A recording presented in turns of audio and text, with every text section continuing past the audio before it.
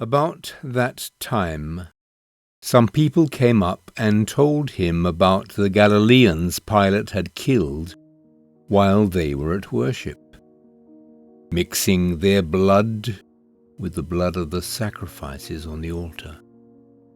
Jesus responded, "Do you think those murdered Galileans were worse sinners than all other Galileans?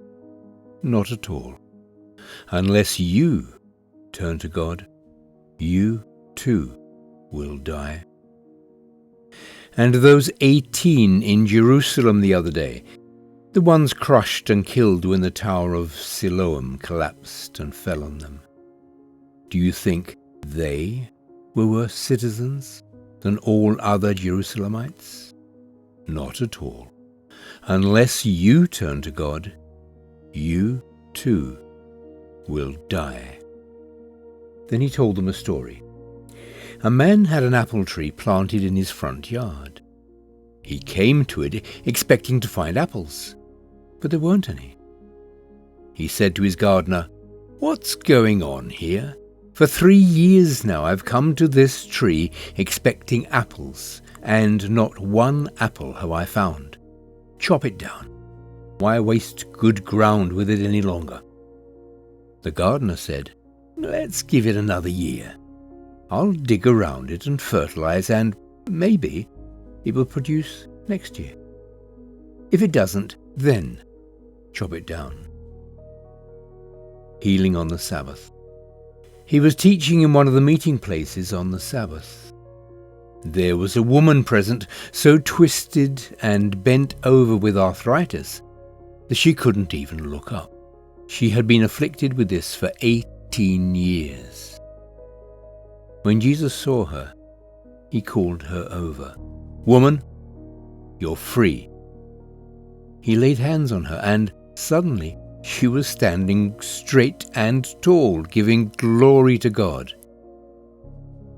The meeting place president, furious because Jesus had healed on the Sabbath, said to the congregation, "6 days have been defined as work days.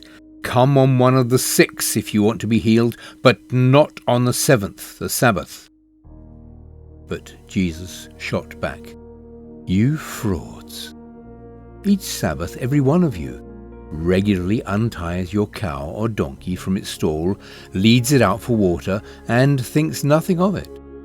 So why isn't it all right for me to untie this daughter of Abraham and lead her from the stall where Satan has had her tied these 18 years?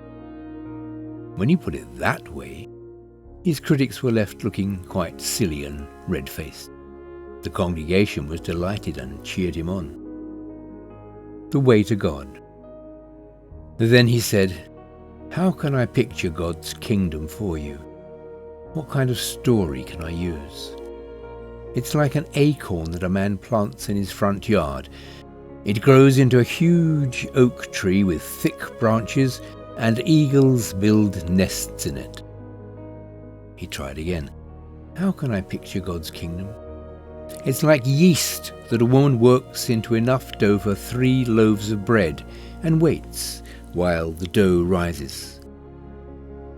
He went on teaching from town to village, village to town, but keeping on a steady course toward Jerusalem. A bystander said, "Master, will only a few be saved?" He said, "Whether few or many is none of your business. Put your mind on your life with God.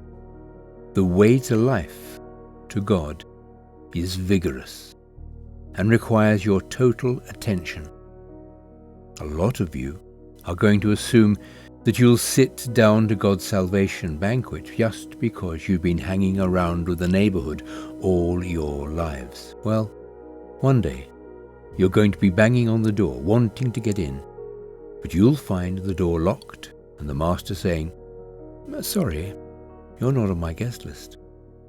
You'll protest, 'We've known you all our lives,' only to be interrupted with this abrupt, 'Your kind of knowing can hardly be called knowing. You don't know the first thing about me.' That's when you'll find yourselves out in the cold, strangers to grace. You'll watch Abraham, Isaac, Jacob, and all the prophets march into God's kingdom. You'll watch outsiders stream in from east, west, north, and south, and sit down at the table of God's kingdom. And all the time you'll be outside looking in and wondering what happened. This is the great reversal. The last in line put at the head of the line, and the so-called first ending up last. Just then, some Pharisees came up and said, "Run for your life. Herod's got your number. He's out to kill you." Jesus said, "Tell that fox that I've no time for him right now. Today and tomorrow, I'm busy clearing out the demons and healing the sick. The third day, I'm wrapping things up. Besides, it's not proper for a prophet to come to a bad end outside Jerusalem. Jerusalem, Jerusalem, killer of the prophets, abuser of the messengers of God. How often I've longed to gather your children like a hen, her brood safe under her wings. But you refused and turned away. And now it's too late. You won't see me again until the day you say, 'Blessed is he who comes in the name of God.'"